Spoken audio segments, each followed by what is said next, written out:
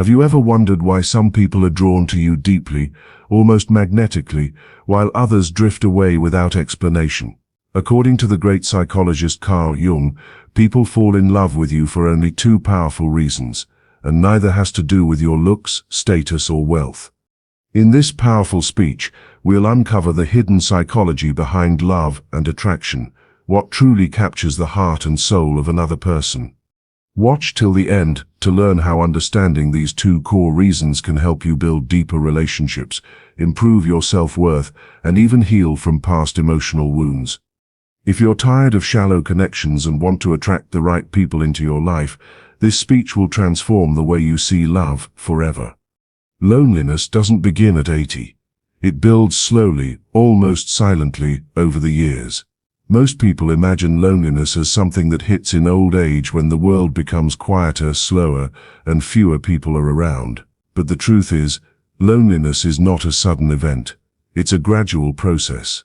It begins when you start holding back your thoughts because you don't feel heard. It begins when you stop reaching out because you're always the one initiating. It starts when your presence is overlooked in a room full of people, when you feel invisible in conversations, or when your value is measured only by what you can give. In your 20s or 30s, you might be surrounded by friends, social media interactions, co-workers, or even a partner. But emotional loneliness isn't about physical presence. It's about the lack of emotional connection, shared meaning, and authentic communication. You can be lying beside someone in bed every night and still feel the weight of loneliness in your chest. It builds when the conversations are shallow, when your deeper emotions are met with silence or discomfort. Over time, you stop expressing. You withdraw. You convince yourself it's easier not to be vulnerable. Each ignored feeling, each unmet emotional need, each broken trust, layer by layer, they build the walls of isolation. These walls don't rise overnight. They rise slowly, as you pretend you're okay, laugh in public but cry in silence, and convince yourself that you're strong enough to be alone. Society often rewards independence, but forgets to teach us that healthy connection is just as vital as self-sufficiency. People say, learn to enjoy your own company, which is important. But they rarely speak about how unbearable that company can become when you're hurting, and there's no one safe to turn to. This slow build of loneliness often disguises itself as busyness, ambition, or pride. You may throw yourself into work or distractions, hoping to avoid the emptiness creeping up inside. And before you know it, you wake up one day, not at 80, but maybe at 40 or 50, and realize you don't know who truly knows you anymore. Your phone is full of contacts, but there's no one you feel you can call when your world is falling apart. That's when the quiet hits. That's when you realize that the loneliness didn't suddenly arrive, it grew with you. Carl Jung believed that unaddressed emotional wounds become patterns, and loneliness is one of them. If we never acknowledge the disconnections, the emotional absences, the gradual loss of intimacy, we carry that wound throughout our lives. Healing begins not with waiting for someone to fill the void, but recognizing when it started and choosing to reconnect with yourself, then others, in honest and meaningful ways. Because loneliness isn't just the absence of people, it's the absence of being truly seen, heard, and valued. And that absence begins long before we think it does. People fall in love with how you make them feel. It may sound simple, but it's one of the deepest truths about human connection. Often, we think people love us because of our looks, intelligence, talents, or success. But in reality, those things are just surface layers. What stays with someone, what etches you into their heart, is the emotional experience they have when they're around you. It's the sense of peace, excitement, inspiration, or safety they feel in your presence that draws them in and makes them stay. When someone says they love you, they're really saying, I love how I feel when I'm with you. That feeling could be comfort, like finally finding a quiet space in a noisy world. It could be joy, like remembering how to laugh again after years of silence. Or it could be warmth, like finally being seen without having to perform. These emotional states are powerful and deeply rooted in our psychological makeup. Carl Jung believed that our unconscious mind is constantly looking for emotional fulfillment and wholeness. When we meet someone who brings a missing piece of that puzzle, we don't just like them, we feel magnetically pulled toward them. It's not about always making someone happy or being perfect. It's about the emotional space you create for them. Do they feel understood when they talk to you? Do they feel free to be themselves? Do they feel stronger, lighter, more alive in your presence? These are the real triggers of love. People don't remember the words you said as much as they remember how your words made them feel. They won't recall every moment, but they'll carry the emotional imprint you left behind. This is why emotionally intelligent people often attract deeper relationships. They know how to listen, not just with their ears but with their presence. They sense when someone is struggling and respond with empathy, not judgment. They don't need to be the center of attention. They make others feel like they matter.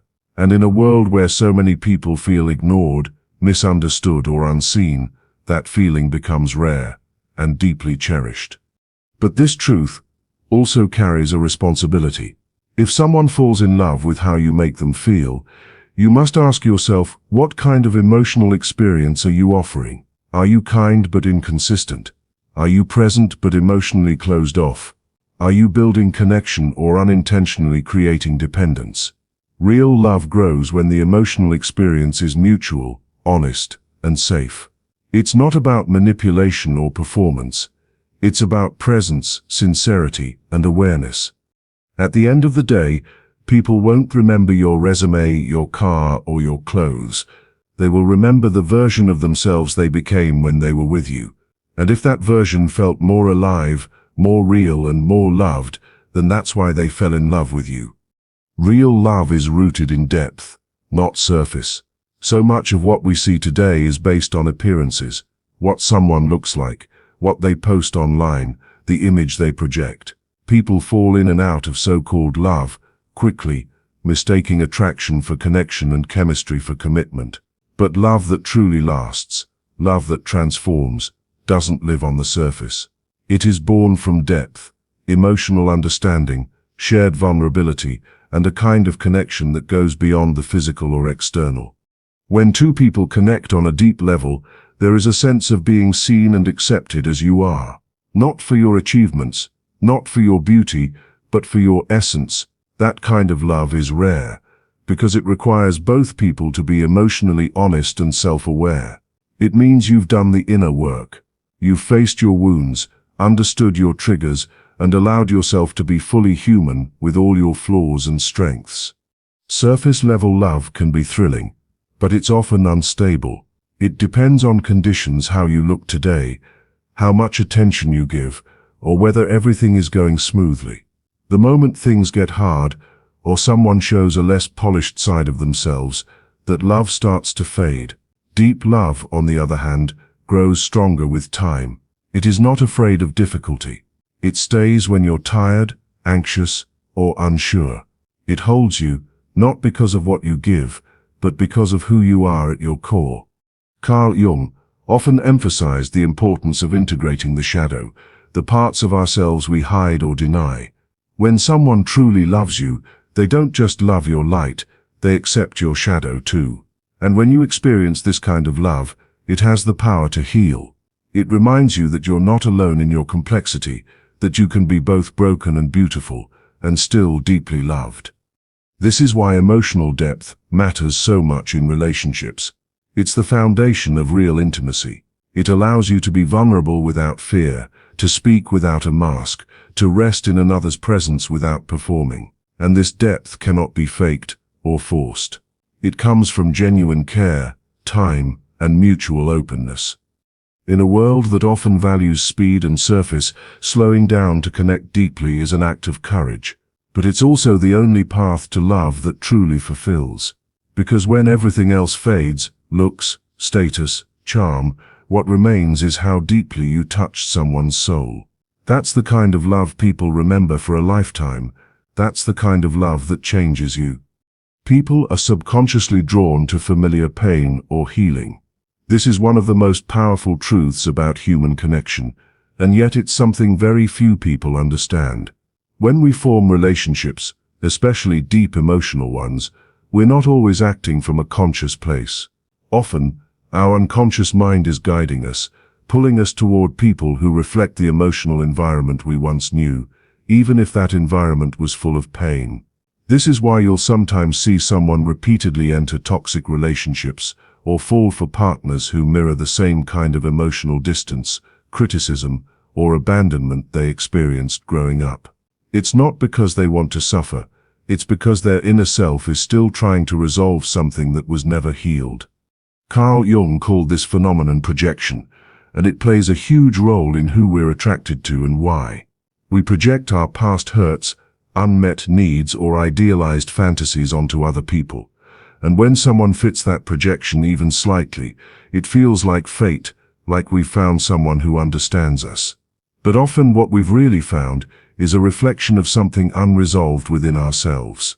It feels familiar, and that familiarity feels like love, even when it's not.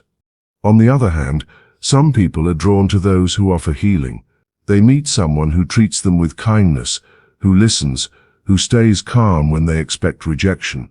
At first, this can feel confusing or even uncomfortable because it's so different from what they're used to. But if they allow themselves to trust that new experience, real healing begins, they start to realize what it's like to feel safe in love, to be seen and accepted without judgment. This is why relationships can be such powerful mirrors. The people we fall for often show us where we're still wounded, or where we're finally ready to grow. It's not always about who they are, it's about what they awaken in us. That awakening can be painful or beautiful, depending on what we're carrying inside. And unless we become aware of this dynamic, we risk mistaking emotional patterns for destiny. We may think we're cursed to repeat the same story, when in truth we're being invited to rewrite it. To build real love, we have to understand this subconscious pull and choose awareness over autopilot. We have to ask ourselves, am I being drawn to this person because they make me feel whole, or because they remind me of a wound I've never healed? Am I being loved for who I am, or am I playing out an old emotional role?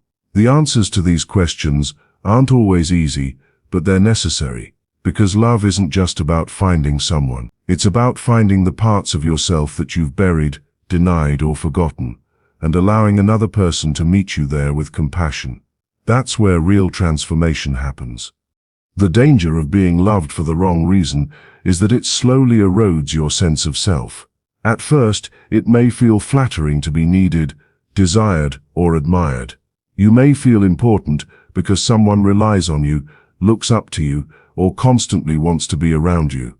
But if the love you receive is based on a version of you that exists only to fulfill someone else's needs rather than who you truly are, it will eventually become suffocating. Being loved for the wrong reason often means you're not loved for your authentic self, but for a role you unknowingly agreed to play. That role might be the rescuer, the provider, the entertainer, or the emotional caretaker. And while it can make you feel significant in the short term, over time, it creates a growing emptiness inside. Carl Jung often spoke about the masks we wear, the personas we develop to navigate the world. These masks help us survive and belong, but when we mistake them for our identity, we lose connection with our deeper self. In relationships, this happens when we continue to show only the parts of us that are accepted or praised, while hiding the parts that are flawed, complex, or vulnerable. When someone loves the mask, we fear removing it, because deep down we're afraid they won't love what's underneath. And so we keep performing, smiling when we're hurting, giving when we're empty, agreeing when we want to say no. This is how loneliness builds in relationships that appear full on the outside. You may be surrounded by affection, even commitment, yet feel painfully alone inside. Because the love you're receiving isn't touching the real you, it's wrapped around an image. That kind of love can never truly satisfy, because it doesn't reach your core. It becomes a trap. You feel needed, but not understood, valued, but not seen, wanted, but not for who you really are. And the longer this goes on, the more distant you become from your true self. Eventually, the cost becomes too high. You may start to resent the very person you once felt grateful for. Not because they changed, but because you can no longer bear the weight of pretending. That's when people start to pull away emotionally. They stop sharing, they stop showing up fully. And sometimes they walk away, not because they don't want love, but because they crave something real. The danger of being loved for the wrong reason is not just that it creates loneliness, it's that it convinces you to abandon your real self for love that isn't real. True connection begins when you have the courage to take off the mask and let someone see you fully, without the performance, without the roles. Only then can love be real. Only then can you be truly known. And only then does the loneliness begin to dissolve. How to attract authentic, soulful love begins with the relationship you have with yourself. It's not about finding the right person. It's about becoming the version of you that no longer seeks love out of emptiness, but shares it from fullness. Most people chase connection to fill a void, hoping someone else will bring them the peace, validation, or happiness they haven't yet found within. But soulful love doesn't come from desperation. It comes from alignment. It shows up when you no longer need to be completed, but are open to being understood, met, and accepted as you are. When you are emotionally present, people feel that. They sense when you are grounded in your identity, when your self-worth isn't tied to their approval, and when your presence is sincere. There's no performance, there's no trying too hard, just presence, just honesty. This kind of emotional energy is magnetic, not because it demands attention, but because it offers calm, safety, and depth. In a world full of noise and masks, being real is rare, and rare is always valuable. Authentic love is drawn to authenticity. That means showing up without the filters, speaking truthfully about your thoughts and feelings, and letting people see you in your highs and your lows. It means not shrinking yourself to be liked, not pretending to be more agreeable than you are, and not hiding your boundaries just to maintain peace. When you start honoring your inner voice and your emotional truth, you naturally create space for others to do the same. And in that space, real love is born, not the kind that clings but the kind that flows. Healing from emotional wounds is a big part of this process. When you're carrying pain from past relationships or childhood experiences, it shapes how you connect. It can make you defensive, overly anxious, or fearful of intimacy. Soulful love cannot thrive in fear. It needs room to breathe. So healing is not optional. It's essential. That healing doesn't mean becoming perfect. It means becoming aware. It means choosing growth instead of repeating the same cycles. It means being willing to be alone rather than staying in relationships where you can't be yourself. The more at peace you are with your solitude, the more discerning you become about the energy you allow into your life, and the more whole you are, the more you attract others who are whole too, not looking to be saved, but looking to grow, build, and connect. That's what soulful love is. Not dependency, not chaos, not control, but clarity, calm, and commitment rooted in truth. So if you want love that feels real, deep, and lasting, don't chase it. Build it by first becoming the kind of person who loves with presence, listens with intention, and shows up with truth. Because when you are deeply connected to yourself, the right people will feel it, and the right love will always find you. In the end, loneliness doesn't arrive all at once. It builds quietly over time, through years of emotional disconnection, unspoken pain, and roles we play to feel loved. Real love begins when we recognize this slow drift and choose to reconnect with ourselves and with others, authentically and consciously. People fall in love not with perfection, but with how we make them feel, safe, seen, and understood. To build deep, soulful love, we must move beyond surface attraction and step into emotional truth. The journey begins within, and when we heal and show up as our whole selves, the right people will be drawn not to our mask, but to our light.